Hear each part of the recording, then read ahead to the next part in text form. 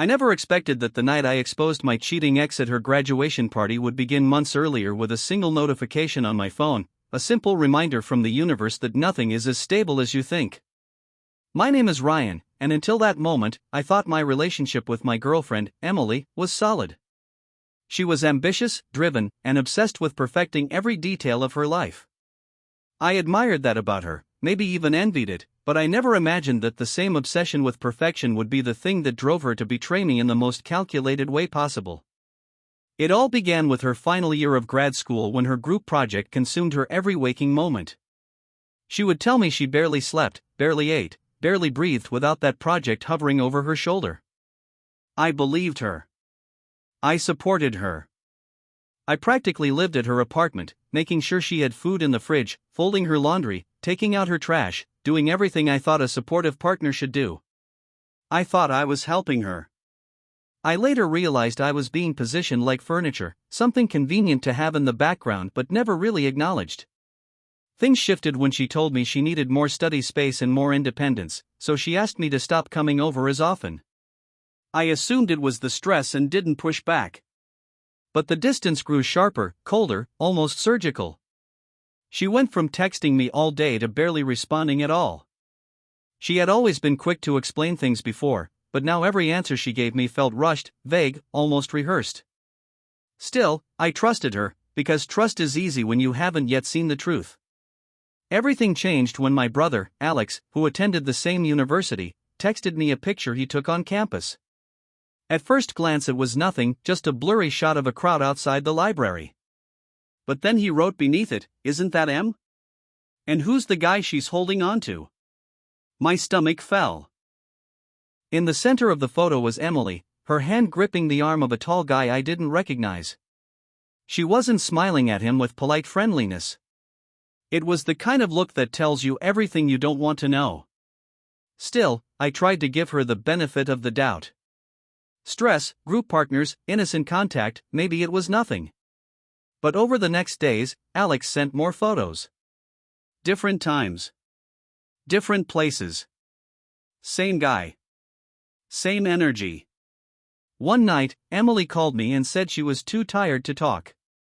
Minutes later, Alex sent me a picture of her laughing with that same guy outside a late-night diner. I stared at it for so long that my phone dimmed, screen going dark like it couldn't bear to show me what was right in front of my face. I confronted Emily about it carefully, trying not to accuse her, just asking why she hadn't told me she was spending time outside of class with her project partner. She brushed it off with a laugh, saying I was overthinking everything. She said he was just in her group and that they were all pulling late nights. But I knew she was lying. And I knew she knew I knew. That was the moment something inside me snapped, not in anger, but in clarity. I didn't scream. I didn't accuse. I let her talk while my mind rearranged every moment of our relationship, every detail, every inconsistency, like puzzle pieces that finally started forming a picture. I knew I needed proof. Real proof. The kind no one could deny. Emily had always been meticulous about her digital life, but she slipped up once. She logged into her email on my laptop and forgot to sign out. That night, while she thought I was asleep, I opened the browser and saw her inbox still active. I didn't want to be the guy who snoops, but betrayal does something to your morality. It reshapes it into something sharp and utilitarian. I found emails. Lots of them. Long ones. Flirty ones. Plans. Secrets. And worst of all, a thread between her and that guy, his name was Daniel, where she wrote about how exhausted she was pretending with me. How she felt alive with Daniel. How she wished she could just be done with me but didn't want to ruin the timing, especially with her graduation coming up. She wanted everything perfect. Perfect grades. Perfect job offer. Perfect celebration. And, apparently, a perfect breakup schedule that I wasn't supposed to interfere with. I realized then that she wasn't just cheating. She was planning to discard me at the exact moment that best suited her image. She wanted to walk across that graduation stage with Daniel by her side afterward, glowing with success, pretending her life was spotless. I wasn't angry. I was cold. Focused. Sharp in a way I'd never felt before. She thought she could orchestrate everything. She thought she had control. That belief was her biggest mistake. Because the moment I finished reading those emails, I knew exactly what I would do. And I knew precisely when I would do it. The weeks leading up to her graduation felt like living in a parallel reality, one where Emily thought she was orchestrating every moment with flawless precision while I pretended not to notice the tightening noose she'd unknowingly handed me. I didn't confront her again. I didn't speak about the emails or the photos. Instead, I played my role perfectly, the supportive boyfriend who was so proud of her achievements, the one who couldn't wait to celebrate the end of her long academic journey. She believed it, of course. Emily always believed exactly what she wanted to believe, and what she wanted more than anything was to maintain the illusion of control. Meanwhile, I quietly gathered more evidence. Screenshots, email backups, timestamps, even a few videos Alex quietly recorded from a distance when he saw her and Daniel walking too close, laughing too comfortably, touching with the kind of familiarity that comes only from people who think no one's watching. I didn't want my brother involved, but Alex insisted. He hated how she talked to me, how she always made me feel like I was a step behind her. He said he knew something was wrong long before I did and that he wasn't going to let me go through it alone. I didn't realize how much I needed that support until then. Emily's graduation was approaching fast, and every passing day felt like I was moving closer to a stage set for a performance neither she nor Daniel realized they were starring in. They thought they were clever, hiding in plain sight, thinking I was too naive or too trusting to see the truth. They never considered that I might be patient enough to let them finish writing the script before I flipped the entire story upside down. At this point, Emily's distance became almost comical. She would pretend to be exhausted, overwhelmed, and buried under work. Yet her social media told a different story. Pictures from group events celebrating milestones, where Daniel just so happened to be in the background, always close enough to make me wonder how she thought I wouldn't notice. She didn't tag him, didn't comment on his posts, didn't risk leaving any digital trail that could connect them too obviously. But she underestimated how determined I was. When someone betrays you, really betrays you, they leave traces even if they don't mean to. The late-night texts that stopped being sent to me. The calls she claimed she missed because of poor signal. The random new perfume I smelled on her clothes. All details, small but stacking into something undeniable. My decision wasn't about revenge. It wasn't about hurting her. It was about truth. It was about reclaiming the narrative she tried so hard to control. And the perfect moment to reveal the truth was her graduation party, the one she insisted had to be memorable, elegant, perfect. She had rented a large hall on campus for the event, invited her entire extended family, her professors, her classmates, and even some potential employers who would be attending as guests. She had spent weeks perfecting the decorations, the handmade centerpieces, the lighting arrangements, the catering menu, every detail meticulously planned so her celebration would be the kind of night people talked about for years. She wanted a flawless ending to her academic story. I planned to give her something unforgettable, but not the way she intended. The night before the party, she stayed at her apartment to prepare. At least that's what she told me. In reality, she spent half the evening at Daniel's place.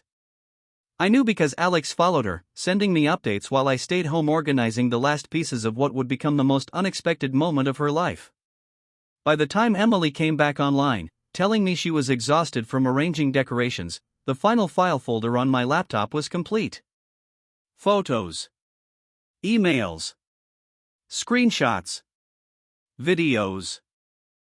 A neatly arranged package of the truth she hoped I wouldn't find. The graduation ceremony the next morning was surreal. Watching her walk across the stage in her cap and gown, smiling like the world had handed her everything she wanted, I felt a strange mix of sadness and detachment. I wasn't angry anymore. I wasn't heartbroken. I felt like I was watching a stranger. A stranger who had used me without hesitation and expected me to applaud her for it. After the ceremony, Emily rushed over to me, hugging me as though everything was normal.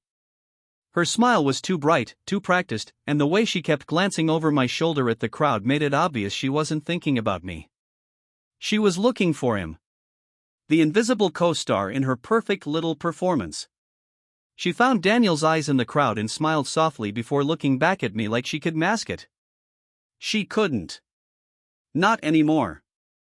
Hours later, the graduation party began. The hall was filled with chatter, laughter, and the kind of energy Emily thrived in. She floated from group to group, accepting compliments, talking about her future plans, pretending our relationship was solid while simultaneously acting like Daniel was nothing more than a distant acquaintance. I waited. Patient, calm, invisible. Until the moment came. Her father stepped on stage to give a heartfelt speech about how proud he was, how Emily had always been driven and disciplined, how she had overcome challenges to reach her goals. People clapped, cheered, toasted to her future. Then, right as her father said, "Now I'd like to give the microphone to someone very special to Emily," I felt my heartbeat settle into an unervingly steady rhythm. I didn't plan to freeze. I didn't plan to falter. I planned to end this perfectly. I stepped forward, clutching my phone like a weapon disguised as an everyday object, and the room's attention shifted almost instantly. People always notice when someone moves with calm purpose, and I could see Emily stiffen before anyone even realized what was about to happen. She tried to smile, a reflex, the kind that betrays panic when someone is about to unravel the illusion they've worked so hard to maintain. I didn't hesitate. I turned the screen toward the crowd and began projecting the emails, the messages, the pictures, every interaction she had tried to keep hidden. The room went silent. Her friends, her classmates, her professors, they were staring in disbelief at the evidence laid out as clearly as the lights above our heads. Emily's eyes widened, and for the first time that night, she didn't know what to do. Daniel, standing quietly near the refreshments, shifted uncomfortably, realizing the narrative he thought he controlled had crumbled before everyone's eyes. I wasn't shouting, I wasn't accusing, I was showing the facts. The emails revealed planning, betrayal, and casual disregard for our relationship. The photos showed proximity and intimacy she claimed never existed, and the videos, well, the videos captured everything. The crowd murmured, whispers spreading like wildfire through the room. Some students gasped audibly, others exchanged shocked looks. I saw parents whispering to each other, some clearly outraged, others struggling to process the scene in front of them. Emily tried to step forward, but her feet froze. Her carefully constructed composure cracked as the room turned from celebration to confrontation. I kept projecting, keeping my voice calm, stating only what was undeniable, the proof everyone could see, the truth she had tried to bury beneath layers of charm and manipulation. I saw her hands shake, her mascara running slightly as panic overtook the rehearsed smile she'd worn all night. Daniel tried to intervene, stepping toward her, but I turned the screen so that he could see the messages between them, the casual intimacy, the plan she had set in motion to discard me right after graduation. He faltered, realizing he had been duped into a game far more public and irreversible than he ever imagined. The effect on Emily was instantaneous. Her voice caught, she tried to speak, to explain, to deflect, but no one would let her. People had already seen the truth, her credibility had evaporated in front of everyone who mattered.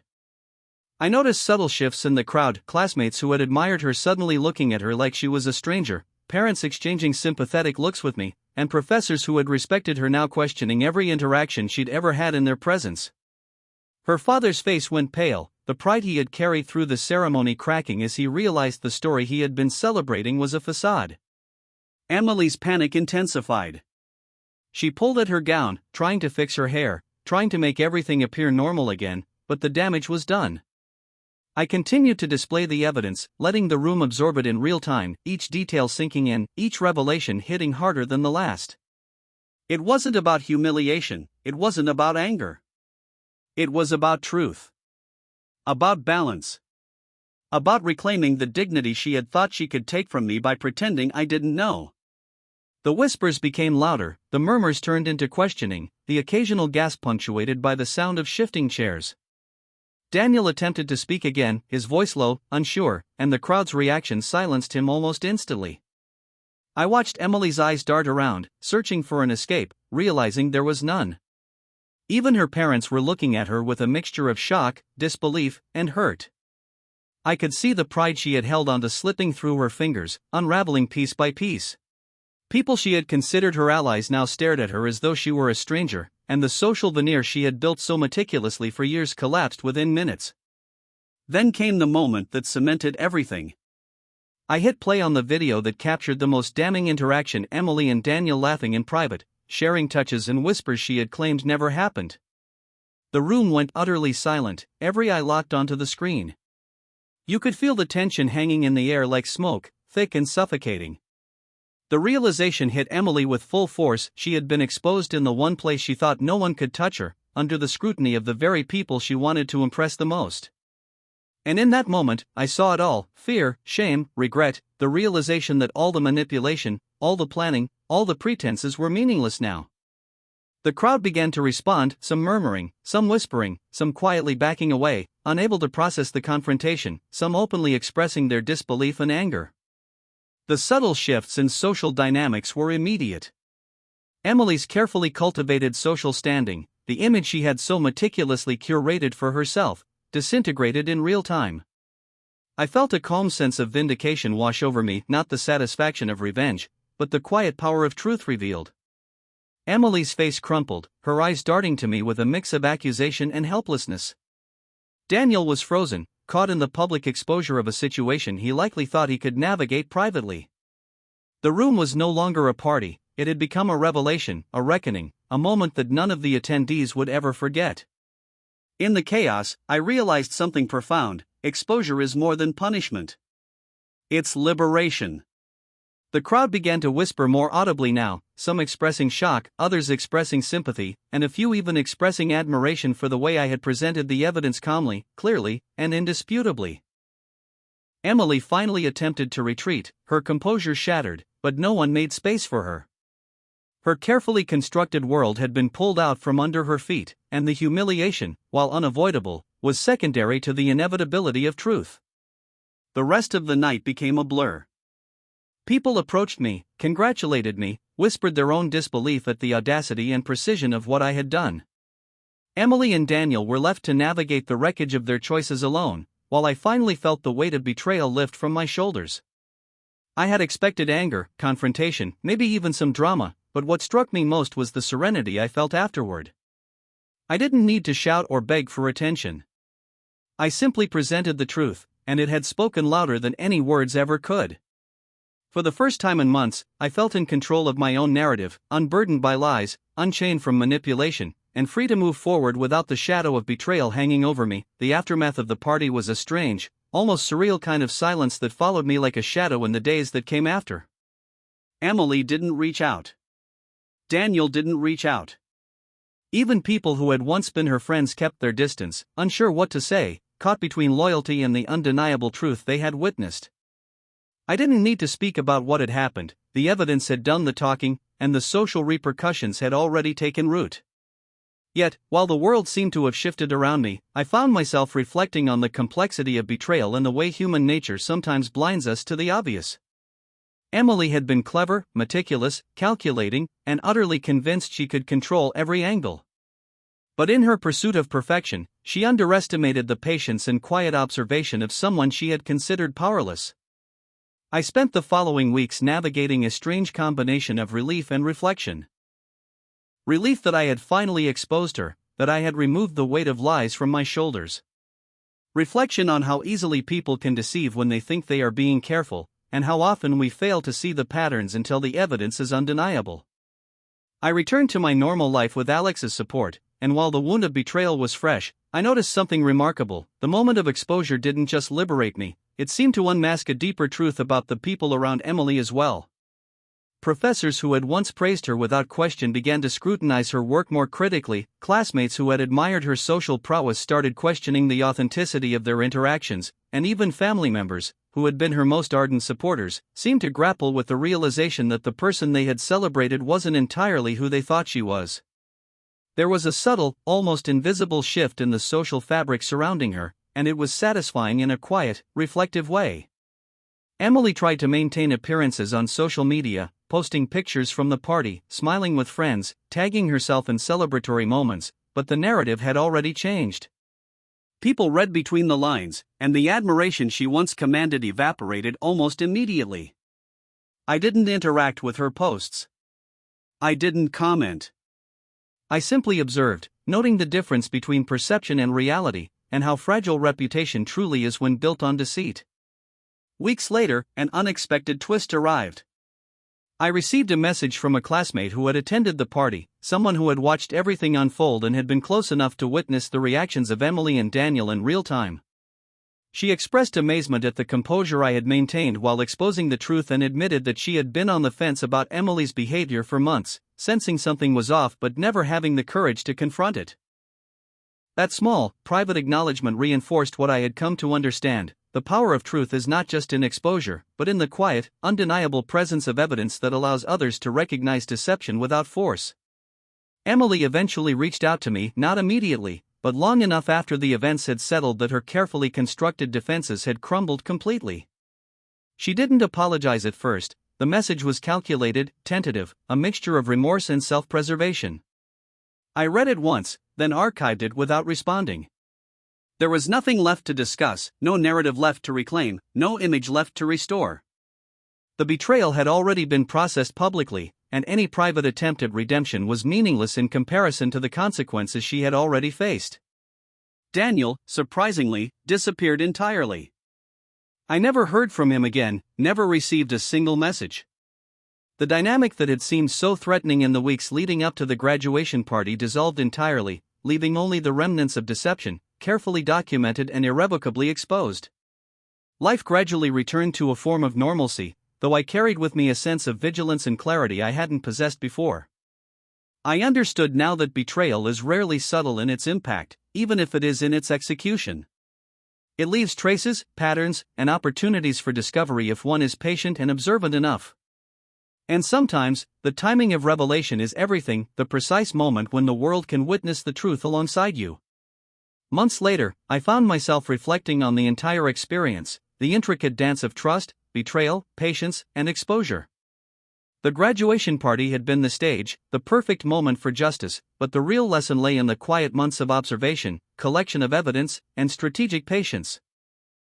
I realized that I had grown in ways I hadn't anticipated, sharper in judgment, calmer in the face of deception, more deliberate in action, and more attuned to the subtle undercurrents of human behavior. Emily faded from my daily awareness, a chapter closed.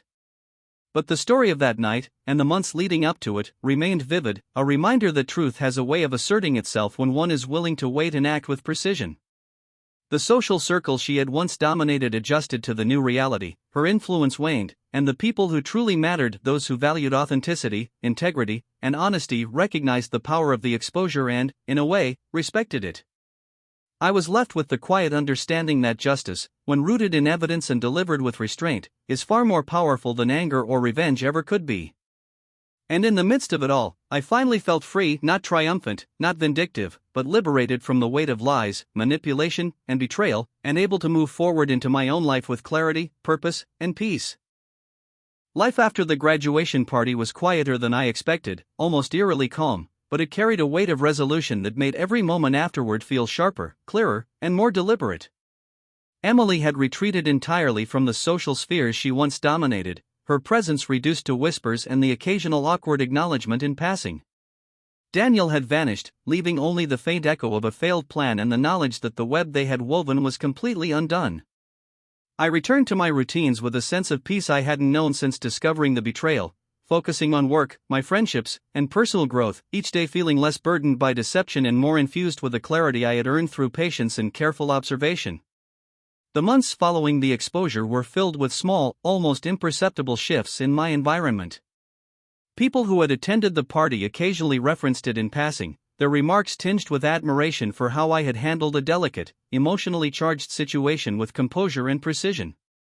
I noticed that the subtle power dynamics in social interactions had shifted in ways I hadn't anticipated. Formerly loyal followers of Emily's charm now looked to authenticity, to those who valued honesty, and quietly, without overt acknowledgement, my standing among peers grew not because I sought attention or validation, but because integrity, once demonstrated in the face of deception, has a magnetic quality. Emily herself tried sporadically to re-enter my awareness, sending short, vague messages, sometimes apologetic, sometimes defensive. Each time, I allowed them to pass without engagement. There was nothing left to salvage, nothing to reclaim, no further satisfaction to be gained. The impact of her actions, the public revelation of her betrayal, and the social consequences she suffered were sufficient closure, and engaging further would only reopen wounds that had long been healed by truth. Reflecting on the events, I recognized that the experience had changed me profoundly. I became more attuned to subtle cues of dishonesty, more deliberate in assessing character, and more patient in collecting evidence before reacting. I understood the importance of timing and the power of exposure when grounded in indisputable truth. The night of the graduation party was a turning point, not merely because I revealed Emily's betrayal, but because I learned that patience, calmness, and strategic action could transform a moment of personal pain into a decisive, irreversible revelation. Months turned into a year, and Emily's name gradually faded from conversation. Daniel was a distant memory. The social circle she had cultivated adjusted, re-evaluating her influence and recalibrating their interactions with the lessons of integrity and trust. I moved forward with a renewed sense of purpose, pursuing opportunities one had deferred during the turbulence, forging relationships founded on transparency and mutual respect, and embracing the clarity that comes when deceit is confronted and resolved. Yet, despite the calm and the apparent closure, the memory of that night remained vivid in my mind, a reminder that betrayal often leaves patterns, that human behavior can be read if one pays attention, and that the truth, when revealed strategically, holds immense power over perception, relationships, and social dynamics. In the quiet moments, I would recall the exact expressions on Emily's face when the evidence was displayed, the way the crowd reacted, and the subtle shifts in Daniel's demeanor. Those memories were neither sources of anger nor gloating, they were lessons, proof of resilience, patience, and the undeniable influence of truth. I also reflected on how betrayal, while painful, can catalyze growth, sharpening judgment, increasing emotional intelligence, and teaching the value of timing, observation, and deliberate action. The experience was an education in human behavior that no classroom could provide, an intimate lesson in social dynamics, manipulation, and integrity. I learned that exposure doesn't have to be loud or aggressive. Sometimes, the quiet presentation of irrefutable evidence speaks more loudly than confrontation ever could. By letting the truth reveal itself, I had reclaimed agency, dignity, and clarity. Emily, once so meticulously curated, became a cautionary memory, a chapter closed, while I emerged more grounded, perceptive, and aware. Time passed, life moved forward, and yet the night of her graduation party remained etched in my consciousness, a symbol of justice achieved not through rage, but through patience, strategy, and calm determination. I finally understood the power of observation, the inevitability of truth, and the liberation that comes from reclaiming your narrative in the face of betrayal. The weight of lies lifted, I felt a sense of freedom, a profound clarity, and the quiet satisfaction of knowing that justice, when executed thoughtfully and without haste, resonates far beyond a single night, echoing through every choice, relationship, and moment that follows. And in that quiet, reflective understanding, I knew I had done more than expose a cheating ex. I had preserved my own integrity, strengthened my judgment, and proven that truth, no matter how delayed, always arrives at the right moment, with consequences as inescapable as they are just.